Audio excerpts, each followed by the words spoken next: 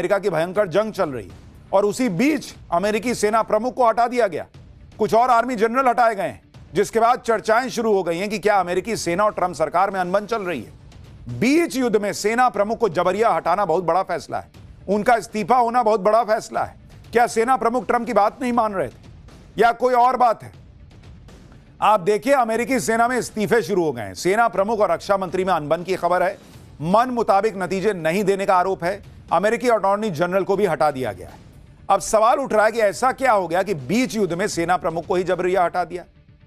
भाई, ट्रंप तो कहते हैं कि हमने ऐसा फोड़ा ईरान को, ऐसा मारा ईरान को जो दुनिया ने नहीं देखा था। उनके रक्षा मंत्री कहते हैं कि ऐसी जीत दुनिया ने नहीं देखी। तो अपनी सेना के लोगों पे कार्रवाई क्यों कर रहे हो? कहीं ट्रंप अपने लिए बलि का बकरा तो नहीं खोज रहे? इधर ट्रंप और अमेरिकी सेना में अनबन की खबरें हैं, तो दूसरी तरफ ईरान युद्ध तबाही के नए फेज में चला गया। अमेरिका ने ईरान का पुल उड़ाया, तो अब ईरान ने खाड़ी देशों के पानी और गैस के प्लांट पर हमला कर दिया है। ईरान ने कहा है कि हम पर जैसा हमला होगा वैसा ही जवाब दिया जाएगा, टिट फॉर टैट। ईरान ने खाड़ी देशों के मशहूर पुलों की लिस्ट बनाई है। इन पुलों पर ईरान मिसाइल से हमला कर सकता है। यानी उधर से मारते ट्रंप हैं, उनकी सेना मारती है, और सेम वही चीज निकाल के ईरान जो है वो खाड़ी देशों में मार देता है, क्योंकि अमेरिका तक तो मारेगा नहीं, मार नहीं सकता। तो उसको पता है कि भाई किसकी मदद से अमेरिका टिका हुआ है, खाड़ी देश, यहां मारो, इनकी नस दबा। खाड़ी देश ट्रंप की तरफ देख रहे कि भाई क्या अगला मारने वाले हो, पहले बताओ भाई, तुम तो मार खा नहीं रहे, हम मार खाते हैं।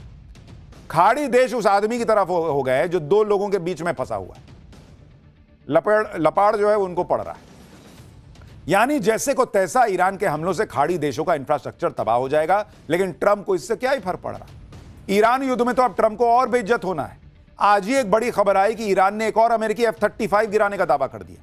साथ ही ईरान ने अमेरिकी F-15 जेट के पायलट को भी गिरफ्तार करने का दावा किया है। और यह खबर इस वक्त पूरी दुनिया में चर्चा में।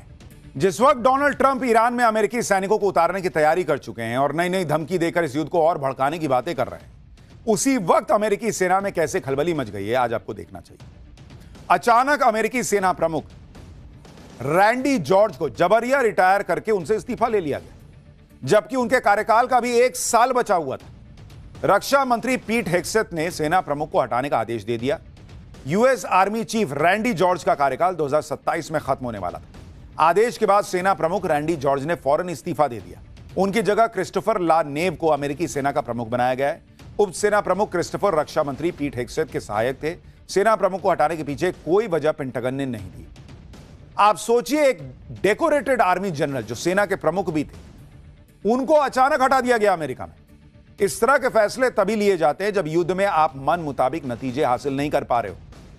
और मैंने आपको पाठशाला में कई बार कहा है कि दुनिया में ढिंडोरा पीट देने से कुछ नहीं होगा कि हम तो जीत गए, अरे मार दिया ईरान को, कुछ नहीं बचा। अमेरिका को पता है कि उसकी औकात ईरान ने उसको बता दी, उसकी हैसियत बता दी, और इसलिए ये वहां अमेरिका में हड़कंप मचा है कि इस्तीफे हो रहे हैं। अब सवाल यह है कि युद्ध के बीच अमेरिकी सेना में इतने बड़े बदलाव क्यों हो रहे हैं? क्या अमेरिकी सेना में सब कुछ ठीक नहीं है?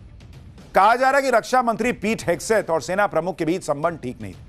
दोनों के बीच सेना में नियुक्तियों को लेकर विवाद चल रहा था। पीट हेग्सेथ अपने हिसाब से सेना की कमान चेंज करना चाहते थे। ये बातें अमेरिकी मीडिया में छप रही। साथ ही यह भी चर्चा हो रही कि ईरान में ग्राउंड ऑपरेशन को लेकर पीट हेग्सेथ और सेना प्रमुख में एक राय नहीं थी, इसी वजह से सेना प्रमुख को हटा दिया गया। यानी दो चीजें तो क्लियर हो गई, अमेरिका ग्राउंड फोर्स घुसाने की तैयारी कर रहा है, और दूसरा, सेना प्रमुख भी नहीं चाहते कि भाई वहां पर सेना घुसे, इसलिए उनको हटाओ, दूसरे को लाओ, फिर घुसाओ। अमेरिका में सिर्फ सेना प्रमुख को ही नहीं हटाया गया, बल्कि कई और आर्मी जनरल्स को हटा दिया गया। और ट्रंप इतने पर ही नहीं रुकने वाले। चर्चा है कि अमेरिका में बड़े पैमाने पर अधिकारियों को हटाया जाएगा। नेशनल इंटेलिजेंस चीफ तुलसी गबार्ड भी हटाई जा सकती हैं, कहा जा रहा है। FBI चीफ काश पटेल हटाए जा सकते हैं। आर्मी सेक्रेटरी डेनियल ड्रिस्कॉल भी हटाए जा सकते हैं, और लेबर सेक्रेटरी लोरी चावेज डिरेमेर को भी हटाने की खूब चर्चा है। लेकिन इतने लोगों को हटाने से अच्छा है कि अगर डोनाल्ड ट्रंप खुद हट जाएं तो दुनिया का भला हो जाए। सच बता रहा हूं, डोनाल्ड ट्रंप आप खुद इस्तीफा दे दीजिए, देखिए दुनिया में सब ठीक होने लग जाएगा। लेकिन कहां तो ट्रंप ईरान में रिजीम चेंज करने चले थे भाई साहब, कहां अमेरिका में धड़ाधड़ इस्तीफे हो रहे हैं। लोग कह रहे हैं रिजीम चेंज तो अमेरिका में होने लगा है। ट्रंप जिस तरह से लोगों को फायर कर रहे हैं, हटा रहे हैं, क्या यह संकेत है कि चीजें अब ट्रंप के कंट्रोल से बाहर हो चुकी?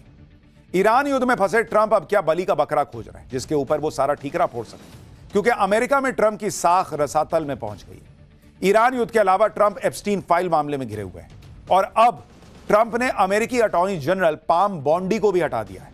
एप्स्टीन फाइल केस को हटाने के तरीके से ट्रंप नाराज थे। मामले की जांच और दस्तावेजों को ठीक से हैंडल नहीं किया गया कहा जा रहा है। एप्स्टीन केस को ढंग से हैंडल नहीं करने के आरोप में अटॉर्नी जनरल को हटा दिया या फिर ट्रंप के मन मुताबिक काम नहीं करने की सजा अटॉर्नी जनरल को दी गई। अमेरिकी सेना और प्रशासन में बदलाव की वजह से ट्रंप की खिंचाई हो रही। उधर ईरान युद्ध में भी ट्रंप की किरकिरी हो रही। ईरान ने अमेरिका के सबसे एडवांस्ड माने जाने वाले फाइटर जेट F-35 को ही मार गिराने का दावा ठोक दिया। भाई हड़कंप मच गया, F-35 मार दिया। ईरान की मीडिया ने इससे जुड़ी तस्वीरें भी जारी की जिसमें एक फाइटर जेट को टारगेट करते हुए दिखाया गया और हमले के बाद जमीन पर गिरे फाइटर जेट के टुकड़ों को भी दिखाया गया। यही नहीं, ईरानी मीडिया ने तो यह भी दावा किया कि IRGC ने अमेरिका के F-35 फाइटर जेट के पायलट को भी पकड़ लिया है और इसके लिए ईरान की तरफ से कुछ तस्वीरें जारी की गई जिनमें मार गिराए गए अमेरिकी फाइटर जेट की इजेक्शन सीट होने का दावा किया गया। हालांकि पहले ईरान ने दावा किया कि अमेरिकी पायलट पकड़ लिया है, फिर कहा गया कि जो भी पायलट को जिंदा पकड़ेगा उसे इनाम दिया जाएगा, जिसके लिए ईरान के टीवी चैनल्स पर वहां के लोगों से अपील की गई। क्योंकि इजेक्शन सीट वहां दिख रही है तो इनको पता है कि पायलट भी यहीं कहीं होगा। इसका मतलब पायलट इनकी पकड़ में नहीं आया, कह रहे हैं कि पकड़ो तो इनाम देंगे, लेकिन इनको पता है कि पायलट है तो ईरान में। अगर वाकई अमेरिकी पायलट पकड़ा गया तो यह ट्रंप के लिए बहुत बड़ा झटका साबित हो सकता है। जो भाई साहब भर दुनिया में कभी भारत पाक के युद्ध में 6 गिरे, 5 गिरे, 4 गिरे, 11 गिरे फाइटर जेट बताते थे कितने गिरे, वो भाई साहब के फाइटर जेट की दुर्दशा हो रखी है। पायलट उनका वहां ईरान में फंसा हुआ है। ईरान में अमेरिकी जेट का गिराया जाना और उसके पायलट का ईरान में होना, यह इस वक्त दुनिया की सबसे बड़ी खबर है और इसी पर लोग बात कर रहे हैं, क्योंकि अब अमेरिकी सेना ने ईरान में घुसकर फाइटर जेट के पायलट को बचाने के लिए रेस्क्यू ऑपरेशन शुरू कर दिया है। अमेरिकी सेना के ब्लैक हॉक हेलीकॉप्टर और हर्क्यूलिस C-130 प्लेन ईरान की सीमा में उड़ान भरते नजर आए। अमेरिकी सेना के अधिकारियों ने भी इस बात की पुष्टि की है कि ईरान ने अपने एयर स्पेस में उसका एक फाइटर जेट मार गिराया है और फाइटर जेट के क्रू को वापस लाने के लिए सर्च एंड रेस्क्यू ऑपरेशन जारी है। हालांकि अमेरिका को यह भी डर है कि ईरान रेस्क्यू ऑपरेशन में लगे उसके हेलीकॉप्टर और दूसरे प्लेन को निशाना बना सकता है। ईरान की सेना इससे पहले भी अमेरिका का एक F-35 फाइटर जेट गिराने का दावा कर चुकी है।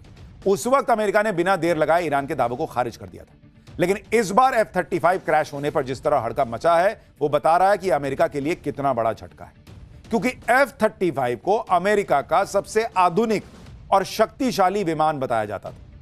खूब अमेरिका ढिंडोरा पीटता था कि F-35 है मेरे पास। ईरान ने फोड़ दिया, जमीन पे गिरा हुआ है। यह अमेरिका की 5वीं पीढ़ी के स्टील्थ फाइटर जेट के वर्चस्व के लिए बड़ा झटका है। हालांकि अमेरिका से अभी इस बात की पुष्टि नहीं हुई है कि यह विमान F-35 ही है या F-15 है या कोई और, लेकिन फाइटर जेट गिरा है यह तो कहा जा रहा है। अमेरिका मान रहा है कि उसका फाइटर जेट ईरान में गिरा है और फाइटर जेट के पायलट और क्रू वहां है या नहीं पता। वहीं ईरान अमेरिकी फाइटर जेट मार गिराने के बाद ट्रंप को और चिढ़ा रहा है। कहा जा रहा है कि अमेरिकी फाइटर जेट को हॉर्मूज के पास केशम आइलैंड में मार गिराया गया है, यानी अब युद्ध की आंच हॉर्मूज तक पहुंच गई है। अमेरिका ने स्ट्रेट ऑफ हॉर्मूज में केशम आइलैंड पर हमला किया। केशम आइलैंड ईरान के लिए बहुत ज्यादा महत्वपूर्ण है। यहीं से ईरान हॉर्मूज से गुजरने वाले जहाजों पर नजर रखता है। अमेरिकी हमले के बाद केशम आइलैंड को भारी नुकसान भी हुआ है। मैप के जरिए आपको दिखा रहा हूं कि केशम आइलैंड कितनी इंपॉर्टेंट लोकेशन पर है। आप देखिए कि केशम आइलैंड और लरक आइलैंड के ठीक बीच में ईरान ने टोल बूथ बनाया हुआ, देख रहे हैं वहां पर। इसी से होकर जहाज गुजर रहे हैं, जहां से कथित तौर पर ईरान पैसे भी ले रहा है। केशम आइलैंड पर हमले के बाद आज ट्रंप ने हॉर्मूज पर नया बयान भी दिया। ट्रंप ने कहा कि जल्दी हम स्ट्रेट ऑफ हॉर्मूज को आसानी से खुलवा देंगे, आप वहां से तेल लीजिए और अमीर बन जाइए। हॉर्मूज दुनिया के लिए तेल का बड़ा कुआं साबित होगा। अब ट्रंप कह रहे हैं कि हॉर्मूज आसानी से खुल जाए, जबकि पहले तो कह रहे थे कि हॉर्मूज से हमारा क्या मतलब। ट्रंप ने चीन को भी लपेट लिया, कहा कि हॉर्मूज में से सबसे ज्यादा तेल चीन का आता है, तो इसकी सुरक्षा चीन को करनी चाहिए। एक तरफ Donald Trump straight of Hormuz को खुलवाने का दावा करते करते थक गए। अब तो लगता है कि उनके दावों पर खाड़ी देशों का भी भरोसा उठ चुका है। इसलिए हॉर्मूज स्ट्रेट खुलवाने का प्रस्ताव लेकर खाड़ी देश यूएनएससी चले गए, यूनाइटेड नेशन सिक्योरिटी काउंसिल। वहां पर भी उनको बड़ा झटका लगा है। दरअसल बहरीन की अगुवाई में खाड़ी देशों ने यूएनएससी में पेश करने के लिए एक प्रस्ताव तैयार किया। इस प्रस्ताव में स्ट्रेट ऑफ हॉर्मूज को खुलवाने के लिए जॉइंट मिलिट्री एक्शन को मंजूरी देने की मांग रखी गई, लेकिन प्रस्ताव पर वोटिंग से पहले ही रूस, चीन और फ्रांस ने सैन्य कार्रवाई वाले पॉइंट पर सवाल उठा दिया। और वोटिंग होने पर वीटो लगाने की बात कह दी। खबर है कि इसके बाद प्रस्ताव के फाइनल ड्राफ्ट से सैन्य कार्रवाई का जिक्र हटा दिया गया, जिस पर कल यूएनएससी में वोटिंग हो सकती है। इस बीच ईरान अमेरिका युद्ध अब नए और खौफनाक फेज में पहुंचता दिख रहा है। दोनों तरफ से मिसाइल और ड्रोन अटैक का निशाना अब सैन्य ठिकानों से आगे बढ़कर इंफ्रास्ट्रक्चर तक चला गया है। अमेरिका और इजरायल ने मिलकर ईरान के सबसे बड़े पुल पर अटैक किया। इस अटैक में ईरान के करज शहर में बना B1 ब्रिज 2 टुकड़ों में टूट गया। ईरान के इस पुल की पूरी तरह ध्वस्त होने के लिए अमेरिका और इजरायल की तरफ से 2 बार हमला किया गया। हमले के बाद हुए जबरदस्त धमाकों से वहां धुएं का गुबार उठता नजर आया। इस पुल को इसी साल शुरू किया गया था और इसे खाड़ी देशों का सबसे ऊंचा पुल माना जाता है। 136 मीटर ऊंचा यह पुल करीब 1 किलोमीटर लंबा है, जिसे ईरान के सबसे बेहतरीन मॉडर्न इंफ्रास्ट्रक्चर प्रोजेक्ट्स में से एक माना जाता है। इस पुल को बनाने में करीब 3800 करोड़ रुपए खर्च हुए थे। इसे ईरान की राजधानी तेहरान और करज के बीच भीड़ कम करने और देश के उत्तरी इलाकों से कनेक्टिविटी बेहतर बनाने के लिए बनाया गया था। अमेरिका के हमले के बाद ईरान का यह पुल कैसे बीच से टूट चुका है, आप तस्वीरें देखिए। ट्रंप ने अपने सोशल मीडिया अकाउंट पर ईरान का पुल गिराए जाने का वीडियो भी शेयर किया। इसके साथ ही ट्रंप ने ईरान को एक और भयंकर तबाही से बचने के लिए वार्निंग दे दी। ट्रंप ने लिखा कि ईरान का सबसे बड़ा पुल ढह गया है, अब इसका दोबारा इस्तेमाल नहीं हो पाएगा। अभी और भी बहुत कुछ होना बाकी है। अब वक्त आ गया है कि ईरान कोई डील कर ले, इससे पहले कि बहुत देर हो जाए और उस देश का कुछ भी ना बचे जो अभी भी एक महान देश बन सकता है। क्यों भाई, तुम तो कह रहे थे ईरान हमसे डील कर रहा है, मेरी बात चल रही है, मेरी डील हो रही है, अब कह रहे हैं कि डील कर लो नहीं तो कुछ नहीं बचेगा। एक और मैसेज में ट्रंप ने लिखा कि उनकी सेना, जो अब तक दुनिया की सबसे बड़ी और सबसे ताकतवर सेना है, उसने ईरान में जो कुछ बचा है उसे खत्म करना अभी शुरू नहीं किया है। अब पुल निशाना बनेंगे, फिर इलेक्ट्रिक पावर प्लांट बनेंगे, फिर ईरान की नई सरकार की लीडरशिप जानती है क्या करना और करना ही है, वो बहुत ही जल्द है करना होगा। ट्रंप युद्ध शुरू करने के बाद से हर दिन ईरान को एक धमकी दे देते हैं, लेकिन इस बार भी ट्रंप की धमकी का ईरान पर कोई असर होता नहीं दिख रहा। उल्टे अमेरिकी एयर स्ट्राइक में अपना सबसे बड़ा पुल गिराए जाने से ईरान और भड़क गया। ईरान ने ईंट का जवाब पत्थर से लेने का ऐलान कर दिया। ईरानी मीडिया के मुताबिक IRGC ने खाड़ी देशों के अहम और मशहूर पुलों की एक लिस्ट जारी कर दी, जिन्हें जल्दी ही निशाना बनाया जा सकता है। ईरान की हिट लिस्ट में कुवैत में शेख जाबेर अल अहमद अल सबा समुद्री पुल, सऊदी अरब को बहरीन से जोड़ने वाला किंग फहद काजवे पुल, संयुक्त अरब अमीरात में शेख जायद पुल और शेख खलीफा पुल, जॉर्डन में किंग हुसैन पुल, दामिया पुल और अब्दौन पुल के नाम शामिल हैं। यानी ईरान कह रहा है कि तुम मारो, मैं तुम्हारे दोस्त मार दूंगा, तुम मेरे पुल तोड़ो, मैं खाड़ी देशों के पुल तोड़ दूंगा, मैं मरूंगा लेकिन तुम्हारे खाड़ी देश के दोस्तों को मार के जाऊंगा। डोनाल्ड ट्रंप की सनक के चक्कर में खाड़ी देश बर्बाद हो रहा है, पूरी दुनिया में महंगाई का असर हो रहा है। यह आदमी की सनक ही खत्म नहीं होती बॉस, रोज उठ के नया नाटक, रोज उठ के नया नाटक। एक तरफ ईरान की सेना ने खाड़ी देशों के बड़े और अहम पुलों की हिटलिस्ट जारी की, वहीं ईरान के विदेश मंत्री अरागची ने भी दो टूक कह दिया कि ईरान किसी हाल में सरेंडर नहीं करेगा। उन्होंने पुल पर हुए हमले को अमेरिका के नैतिक पतन की शुरुआत बताते हुए ट्वीट किया कि अधूरे ब्रिज समेत दूसरे सिविलियन स्ट्रक्चर्स पर हमले ईरान को सरेंडर के लिए मजबूर नहीं